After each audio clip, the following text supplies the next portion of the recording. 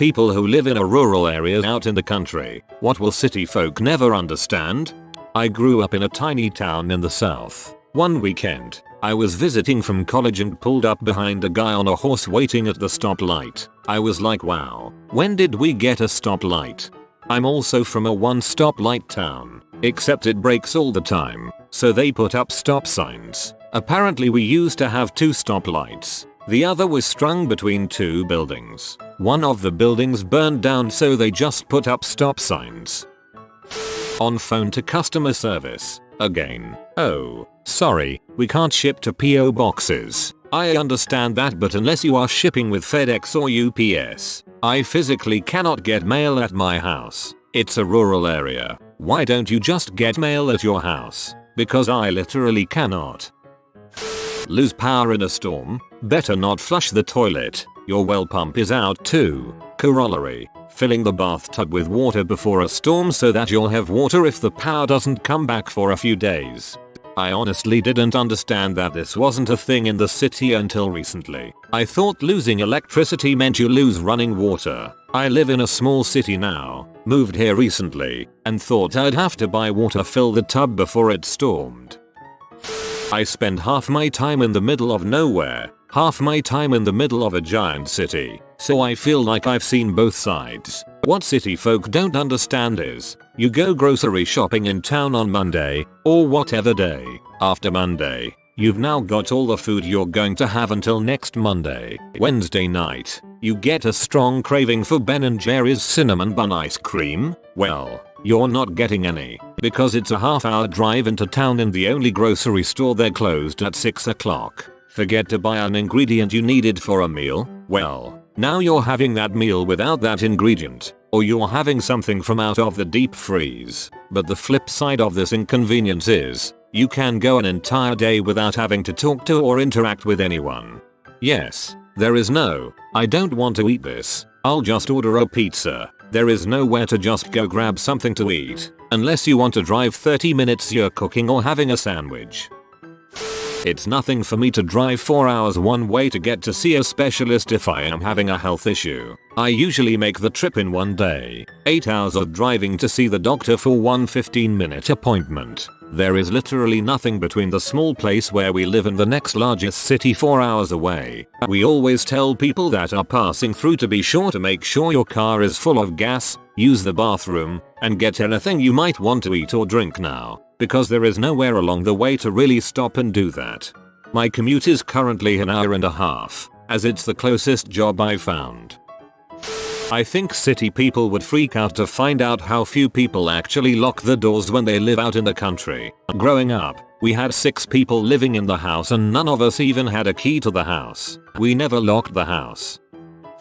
Our police department has such an uneventful life. One New Year's Eve when I was little, the police on the job had nothing to do, so they stopped at our New Year's party. The officers were showing us kids the inside of a police car and were just casually talking to the adults. After about 10 minutes, they finally got a call to catch a runaway cow. Apparently some farmer's cow got out and didn't know where it went. The police searched for about an hour and never found it. That was the only situation of the entire night.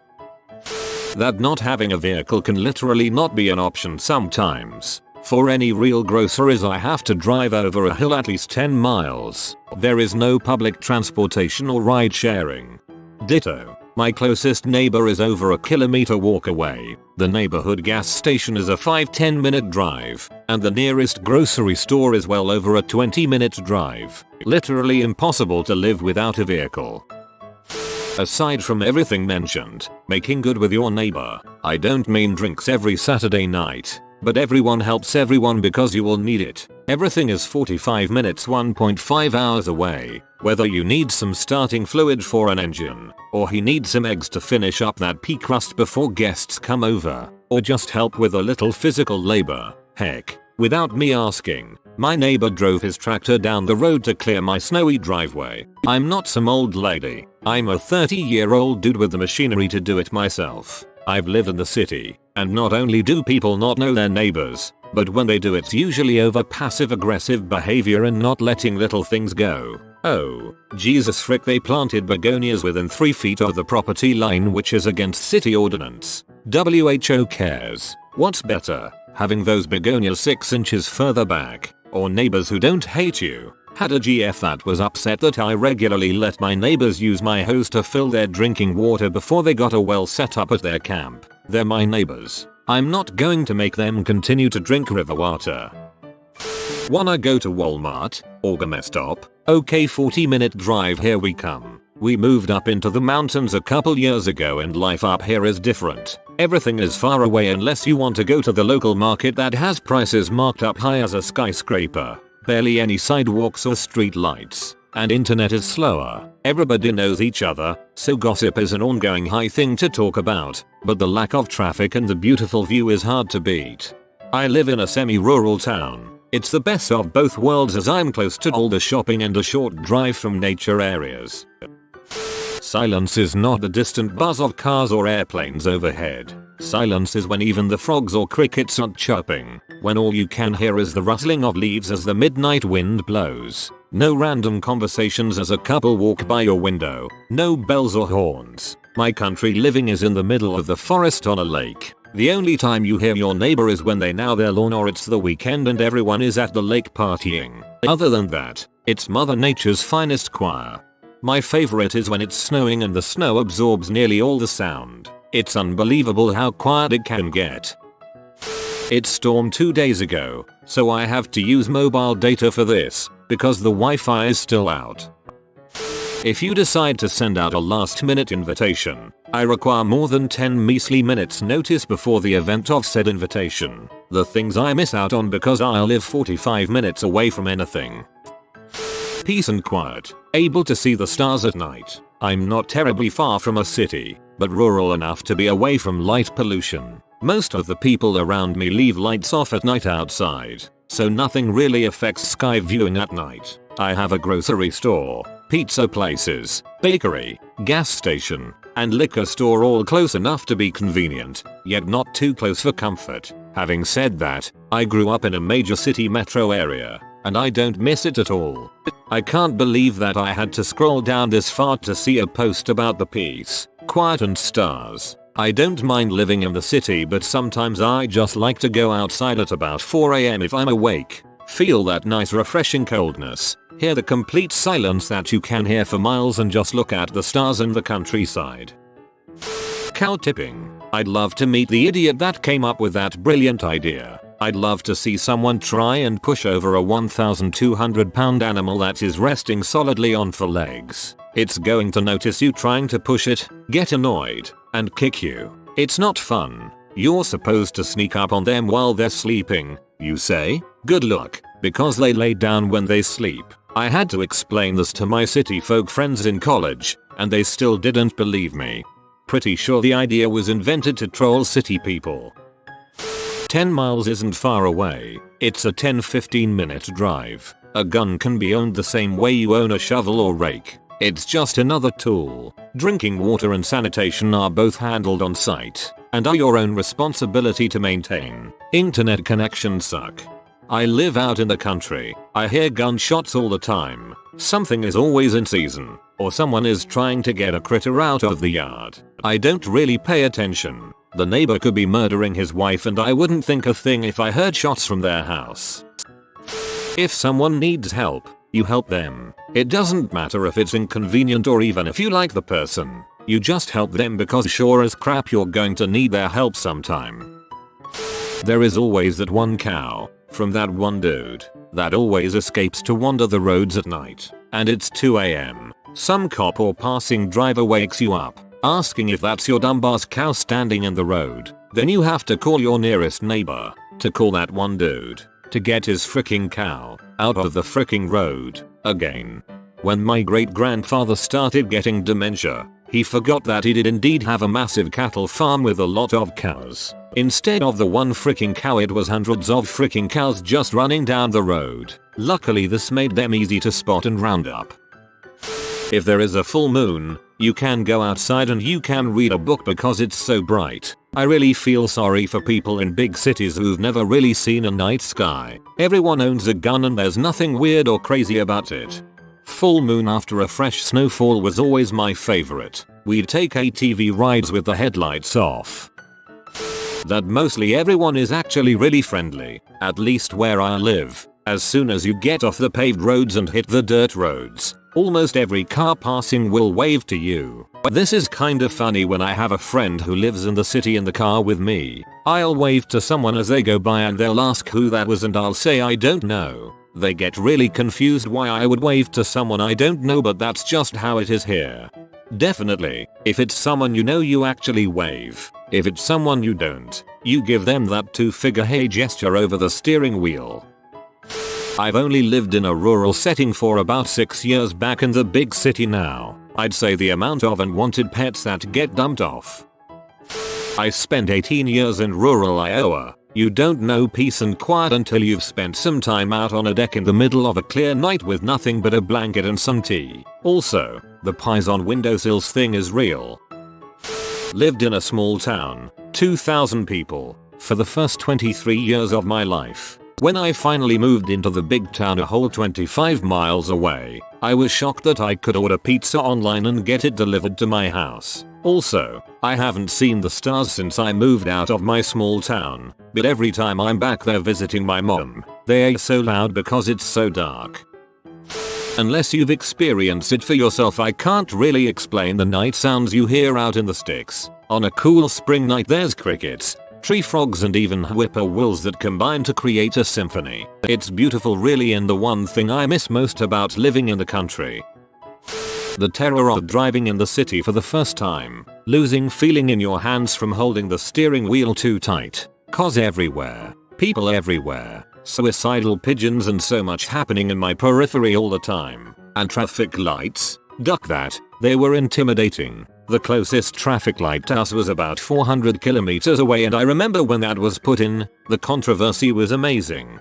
When I first drove in the city it was with a manual car on a public holiday. That was not a fun time.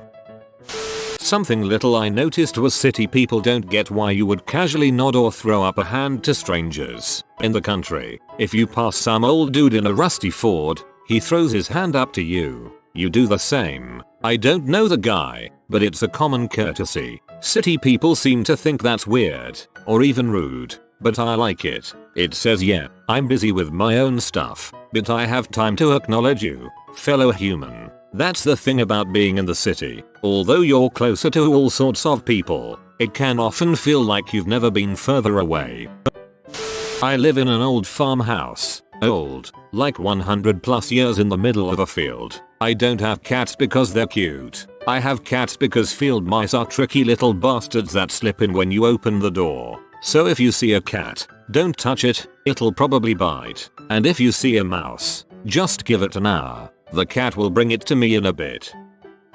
The need to own a vehicle, especially a truck, Jeep / 4WD vehicle. No, I don't hate the environment. Yes, I know, I'm burning a lot of fuel. Yes, I would walk if I could, but it's way too far to get anywhere. Cycling isn't an option either, and no Prius is going to make it down the grids in the winter or muddy season.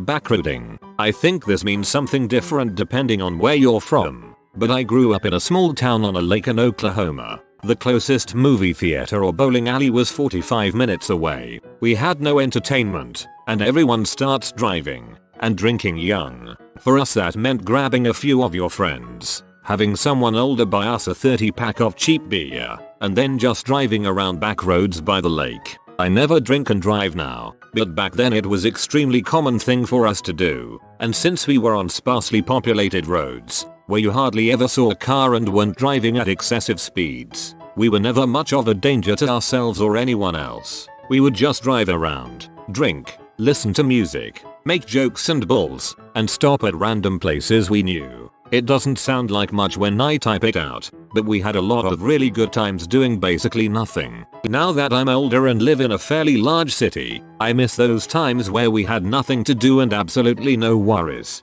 Literally everyone booze cruises out here, or as we call it, drinking some road pops. I can't tell you how many times I've been driving to town, and whoever is in the passenger seat is cracking a beer, and it's not even noon.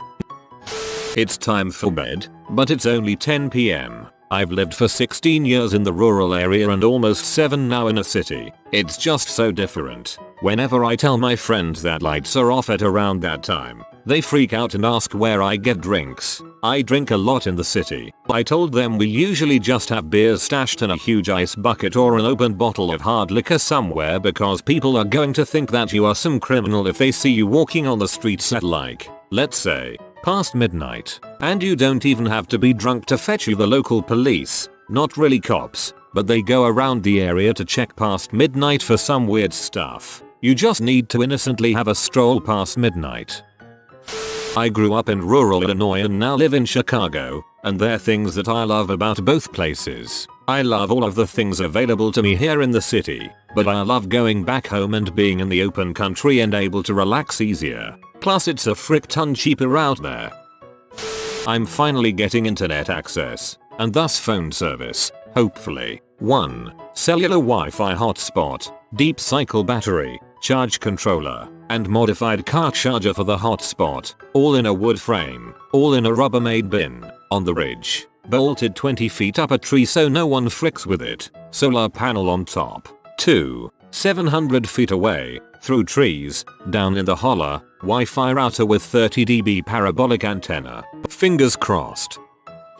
The feeling of sitting down to a meal, and everything you eat is something you grew or an animal you harvested. I grew up very rural, and every single meal we ever had there was food that came from our garden or an animal we shot or had slaughtered. I live in an urban environment now, and I'm entirely dependent on grocery stores for food. It's normal to most, but I'm still getting used to the fact that I just can't walk out to the garden to grab vegetables for that night. I also put on weight because everything is more about convenience. Chores are in-house only, and delivery pizza is a click away. I have to go to a gym now to get the exercise I would have normally gotten from just my daily routine back home. I moved to a farm when I was 10 and I adored it. Even young there was a ton of work for me to do, plus I worked on neighboring horse farms, but in the end I have a strong work ethic and know nothing comes for free. Also encouraged me to love my own space since there aren't many friends in the country, and when parents are busy with chores, they can't drive you around. My spare time I explored the woods, fished in our river, had wicked forts and raced around on dirt bikes, four-wheelers and whatever we could get our hands on. For a girl, these were valuable times for me. We don't lock our doors on our house. Why bother? If you need to come in that bad, you must need something or to get out of the weather. Either way, I don't want you to feel bad about breaking my door. We leave the keys in our vehicles. If somebody needs my vehicle more than I do, they will bring it back with gas. Nobody will steal it because everybody who sees them will ask, why are you driving Di's outfit? You can never get away with anything, ever. See above. We are polite to everybody, even if we don't know them. Because if we don't know them, we will soon enough, and they may be the person who pulls you out of the snowdrift. We wave at everybody. See above. We leave our cars running at the store in the winter, because it is cold. I live out in the country, but within reasonable distance of a decent sized town. Recently, city people are starting to buy small tennis acre plots and build houses around me. They fail to understand that it is not silent out here like they think it is, and how much work it takes to keep up an acreage. Here's a list of complaints I have received from my newest neighbors that just moved out here from the city. 1. The chickens were walking along the fence line and feeding. That is unacceptable because they may step onto their property. They never go more than a couple feet past the fence. 2. My uncle and I were making too much noise with a skid steer and chainsaws removing dead and dying trees on my property in the middle of the day. 3. The cows smell too bad and they can smell it in their house. 4. It gets too dusty when we cut the pasture and we need to stop doing it cause they can't have their windows open. They have also complained to other neighbors about noise and stuff they make on their property, and the farmers around here haven't even started working their fields yet.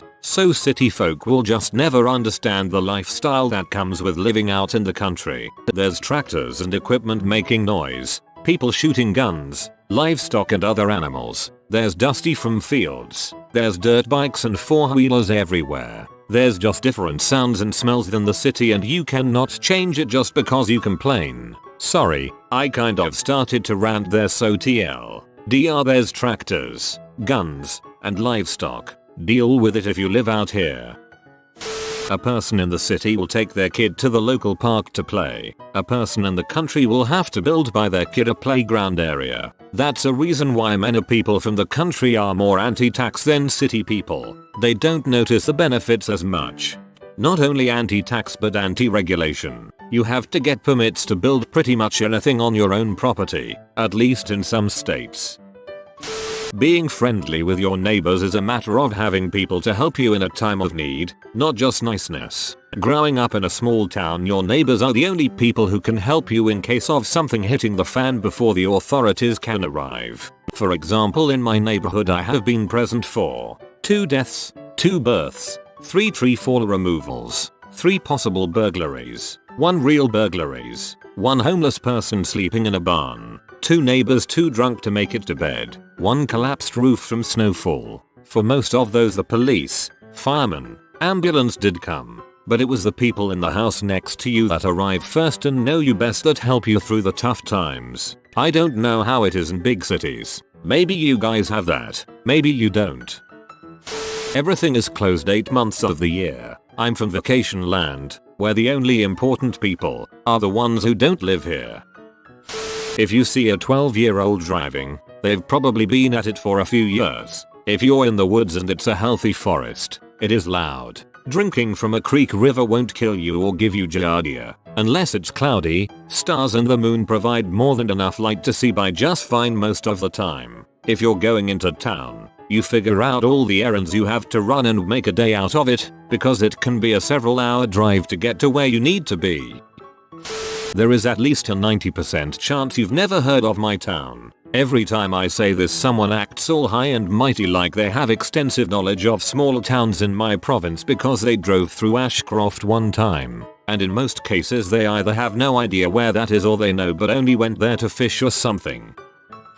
People stop by and knock on the door just to hang out for a bit and say hello. No reason, no planning ahead. Just a hello, maybe a beer, some chat. That's it and they leave. If you're walking on the sidewalk somewhere, strangers say hello. It's very strange to walk by someone and not say hello. New car in the driveway, everyone notices and will ask you about it. Gas station, restaurant. Have an extra car you can borrow. It's a $500 junker but it gets from A, B, and you happily accept. Everyone at some point is going to need a ride, including you. You always give a ride. Someone has got a truck who can help you tow move something. If you're lucky they have a trailer too. Probably 90% of guys have gutted and skinned an animal of some sort. Fish, deer, raccoons, etc. A reasonable percentage of the women you know had a kid in their teens. A roadie is a beer you drink on the way to the party. I could probably go on if anyone cares. Dear sweet lord, they will never understand that farm animals are just fine living outside. But we have sheep and twice now. Some dipstick has called it in. Look, for one thing, this is a primitive breed that is known for its ability to live in very harsh environments. Not that ours is, but there were some pretty cold days this winter. For another, each one has a ton of wool on its back. They would get overheated if we put them in a barn. Not to mention, my husband is out there twice a day, even when he's sick, making sure they get fresh hay, fresh water, and a scoop or two of grain. These animals are very well cared for, but because they're outside all the time, people automatically think they must be mistreated somehow. Nope, they're just outdoor animals. They are not pets. We raise them for wool and we raise them for meat. If your only experience with animals involves a toy breed of dog with his own wardrobe, you know nothing of animal husbandry and I am inwardly rolling my eyes at you. A Prius is not a good vehicle for everyone. If you live out where the roads don't get plowed for a few days after a snowstorm, if at all, you will need 4WD. If you are new to the channel, you can subscribe. I publish new videos every day. Until then, check another video.